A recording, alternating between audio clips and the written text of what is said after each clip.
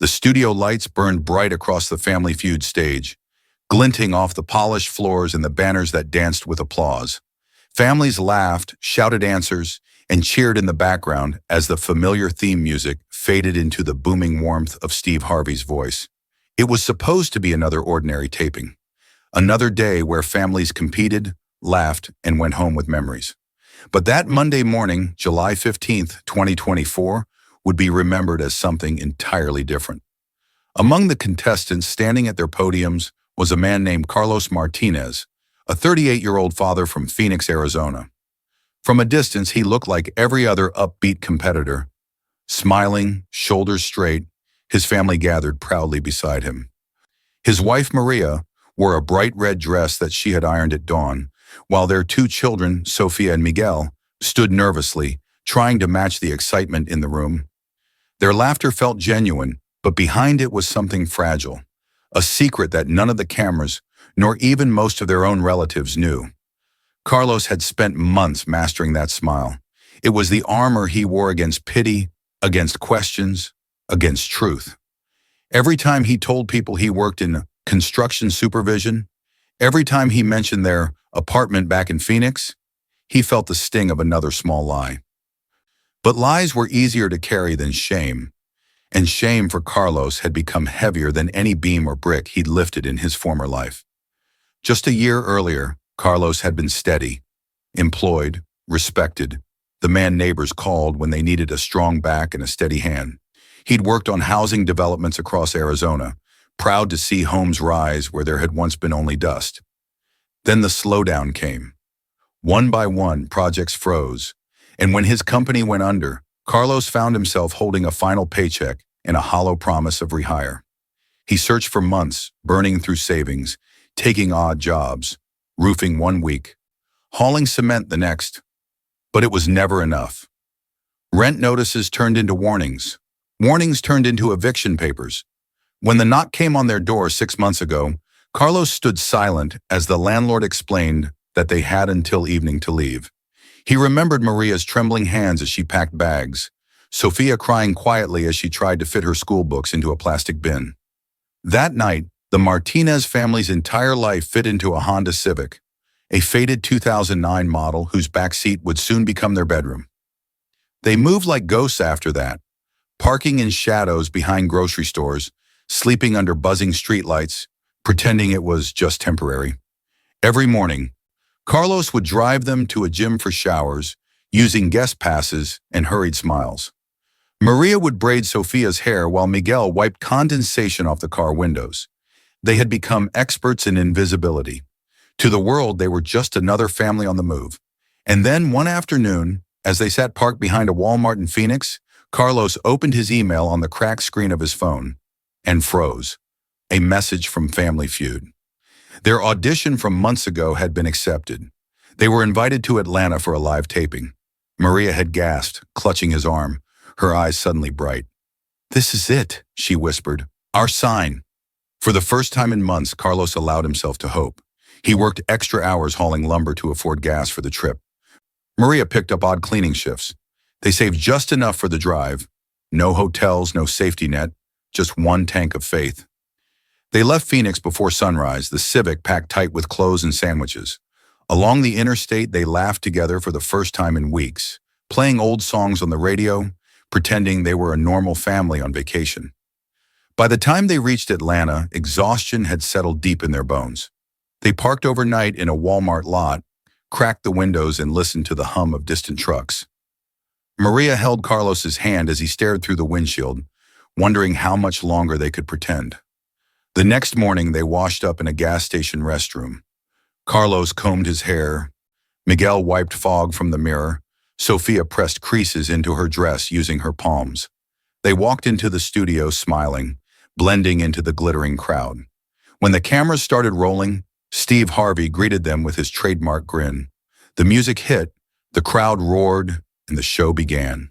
Carlos played along, giving quick answers, keeping his voice steady. Every laugh felt like a borrowed breath. He was holding together months of silence, shame, and exhaustion, and no one in the room could see the weight pressing down behind his smile. Then midway through introductions, Steve turned to him. So, Carlos, he said casually, you all came all the way from Phoenix? Where are you staying while you're here in Atlanta? Carlos froze. The studio laughter faded. His mouth opened, but no sound came. The answer was simple, but the truth was not. Maria glanced at him, worried. Sophia's hand tightened around Miguel's.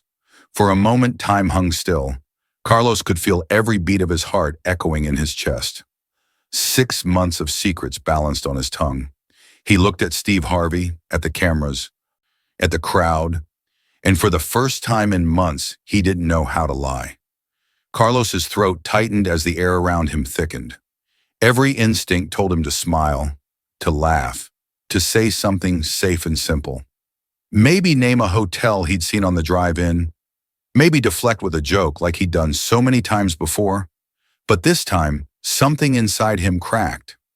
Maybe it was the warmth in Steve Harvey's voice. Or maybe it was the way Maria's hand trembled at her side. For months, Carlos had been living 2 lives. One for the world and one for the quiet hours after midnight when the car went dark and he listened to his children breathe in the back seat. And now, under the harsh glow of studio lights, the wall between those lives began to crumble. His lips parted, and the words came out before he could stop them.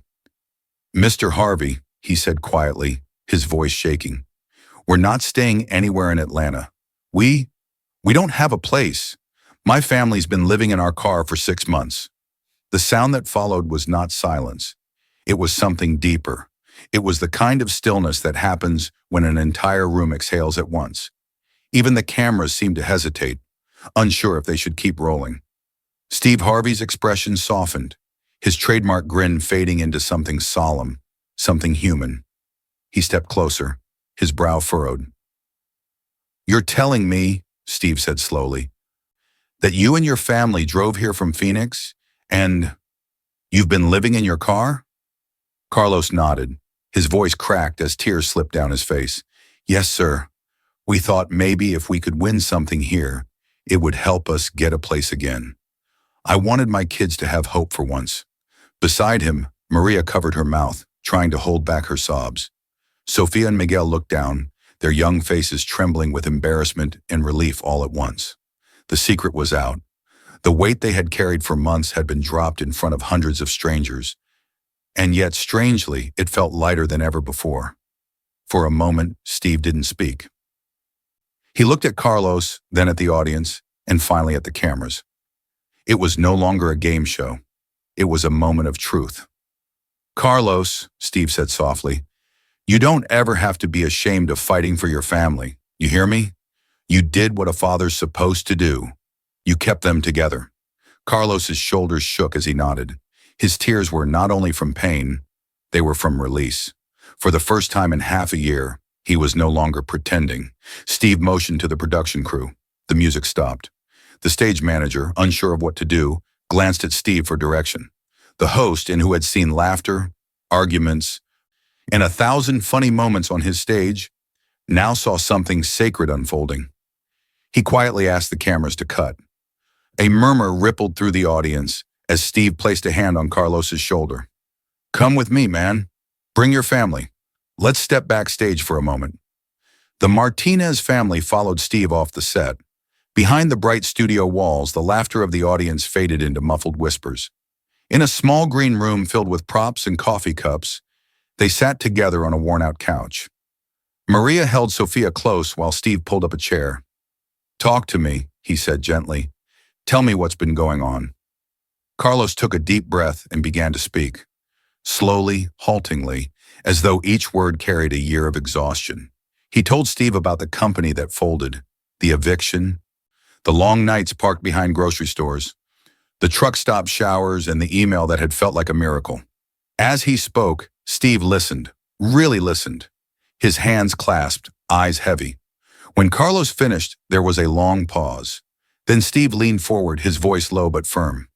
You did right by your family. You hear me? You didn't quit. You didn't give up. That's not failure, brother. That's strength. Maria wiped her eyes.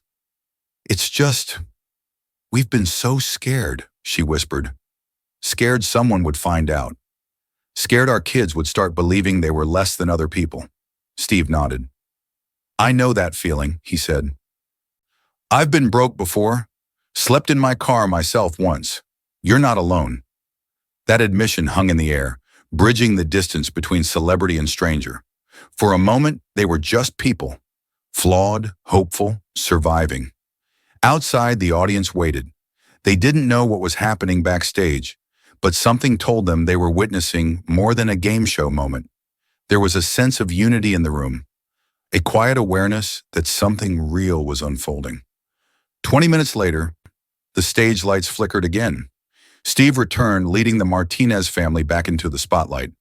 The crowd rose to their feet, clapping not out of politeness, but out of solidarity. Carlos blinked against the brightness, still unsure if any of this was real. Steve took the microphone, his voice thick with emotion. "Folks," he began, "I need to share something with you. This family right here, they've been through something no family should have to go through, but they kept their faith. They came here today still believing in a second chance." As he spoke, the audience quieted again. Tears rolled down Maria's face. Sophia reached for her father's hand, and in that moment, the studio transformed. The stage that had once been about laughter and prizes became a sanctuary, a place where truth had finally been spoken. Carlos looked out across the crowd, breathing deeply. He didn't know what would happen next. He didn't know if help would come, or if this was simply another moment that would fade like so many others. But for the first time in months, he wasn't hiding. And that, in itself, felt like the beginning of something new. For a long moment, Steve Harvey stood silently beside the Martinez family. The cameras were rolling again, but this time the show no longer felt like television. It felt like life itself, raw and unfiltered. The applause that had started as sympathy turned into something bigger, something deeper. It wasn't just for the Martinez family. It was for every unseen struggle sitting quietly behind a practiced smile. Carlos stared down at his hands, still trembling. He wasn't used to being seen, not like this. For months, he had trained himself to disappear, to blend into crowds, to never draw attention to the cracks in his life. But now those cracks were laid bare beneath 1,000 studio lights, and somehow, instead of judgment, he found warmth staring back at him. Steve raised his hand gently, quieting the audience. His voice carried a gravity that hushed every whisper. "This man," he began, looking directly at Carlos, "has been holding his family together with nothing but faith. And that," Steve said, his voice breaking slightly, "is what real strength looks like." The audience erupted again, louder this time. Some people were crying openly. Even members of the production crew, usually detached and focused, were dabbing their eyes with tissues. Carlos tried to speak, but his voice faltered. "Thank you, but we don't want pity," he said quietly. "We just wanted a chance." Steve nodded. "You got one now." He turned toward the crowd, his tone shifting from emotional to resolute. "I told my team, we're not ending this show like any other. Not today." The producers exchanged glances. This wasn't in the script. But Steve had a presence that could move mountains when his heart was set. He stepped off stage briefly, his headset crackling as he spoke to his crew. Carlos watched him go, still unsure what any of this meant. Maria clutched his hand tightly, whispering prayers under her breath. Minutes later, Steve returned, holding a card in his hand, the kind used for announcing questions or prizes. But this time, he wasn't reading trivia. He was delivering a promise. "Here's what's going to happen," Steve announced, pacing the stage. "First off, you and your family, you're not sleeping in that car tonight. We're putting you up in a hotel here in Atlanta for the next 2 weeks. You'll have beds, hot showers, and a roof over your head while we get you settled." The crowd exploded with cheers. Maria gasped, her hand covering her mouth as tears streamed freely. Miguel threw his arms around his father, and for the first time in months, Carlos laughed. A broken, disbelieving laugh that came from somewhere deep inside him. But Steve wasn't finished. "Second," he continued, his voice booming with purpose, "I've been talking to a few folks I know here in Atlanta. We're lining up interviews for you this week, Carlos. Construction companies, real ones, that pay right and treat their people fair. You've got skills, man. You just need someone to give you a shot." Carlos blinked hard, unable to hold back his tears anymore. His knees almost buckled, but Steve caught him, gripping his shoulder. "You're not alone, brother. Not anymore." The audience was on their feet, clapping, shouting encouragement, some even chanting his name. For a man who had spent half a year feeling invisible, the sound was overwhelming. Every clap was a reminder that he existed, that his struggle mattered, that maybe, just maybe, the world still had kindness left in it. As the cheering died down, Steve looked back at the cameras. "We're going to play this game," he said, smiling through the emotion in his voice. "But I want y'all to understand, today ain't about winning a car or a trip. Today's about hope. It's about what happens when you see someone hurting and decide to do something about it." When the game resumed, the energy was electric. The Martinez family, freed from the burden of secrecy, played with a joy they hadn't felt in years. Sophia's laughter filled the stage. Miguel clapped and danced after every right answer. Even when they missed one, the audience roared in support, shouting encouragement instead of groans. Every round felt like a small victory, not against another family, but against the hopelessness they had carried for so long. And when the final buzzer sounded, the scoreboard didn't matter anymore. Whether they had technically won or lost, the audience already knew the answer. This family had already triumphed. But as fate would have it, the Martinez family did win their round, and when Steve handed them the oversized check, the crowd went wild.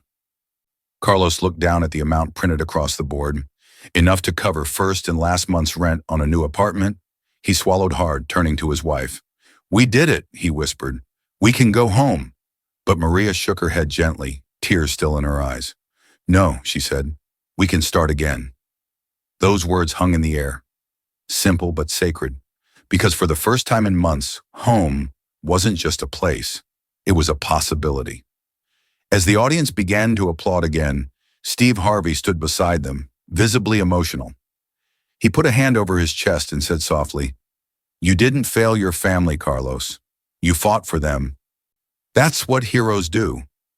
In that moment, surrounded by lights and cameras, Carlos Martinez, the man who once believed he had lost everything, realized that what he had never lost was the one thing that mattered most: faith. And now the world was giving it back to him tenfold. That night, as the Atlanta skyline shimmered in the distance, the Martinez family walked through the sliding glass doors of a downtown hotel. Not as contestants, not as wanderers, but as guests. The receptionist, briefed in advance, greeted them with a kind smile and warm words. When Carlos handed over his ID, his fingers trembled. For months, he had only presented it at gas stations, truck stops, in parking lots, reminders of the life they'd been surviving. But now, as the key card slid across the counter, something inside him shifted. For the first time in 6 long months, he wasn't checking into a night of uncertainty. He was stepping into a night of peace. When they entered the suite, Maria froze. The room smelled of fresh linen and lemon polish. 2 queen beds, white sheets tucked tight, lamps glowing softly in the corners. Sophia ran her hand across the crisp comforter, laughing through tears, while Miguel flopped backward onto a pillow, whispering, "It's soft." Carlos stood in the doorway, watching his family rediscover the simplest luxury: rest. Maria turned to him and wrapped her arms around his waist. "We're safe," she whispered. "For tonight, we're safe." Later, after they had eaten dinner from room service, the first warm meal they hadn't reheated in a gas station microwave in months, the family sat by the window, watching cars drift along the freeway below. The city lights looked different now, less like obstacles and more like possibilities. Maria leaned her head on Carlos's shoulder and exhaled deeply. "Do you hear that?" she asked. "Hear what?" "Nothing," she said, smiling softly. "No engines, no parking lot noise, just quiet." That night, Carlos lay awake long after everyone had fallen asleep. The hum of the air conditioner was steady, the sheets soft, and yet his heart raced with disbelief. Every breath felt like a prayer. He thought of all the nights he had stared at the ceiling of the car, afraid to close his eyes in case someone knocked on the window. Tonight, there would be no knocks, only dreams. 3 days later, everything began to change again. Steve Harvey's team had kept their word. Carlos was invited to meet with several construction firms in the area. He pressed his only clean shirt, borrowed a tie from a kind staff member at the hotel, and went to the interviews trembling with both nerves and hope.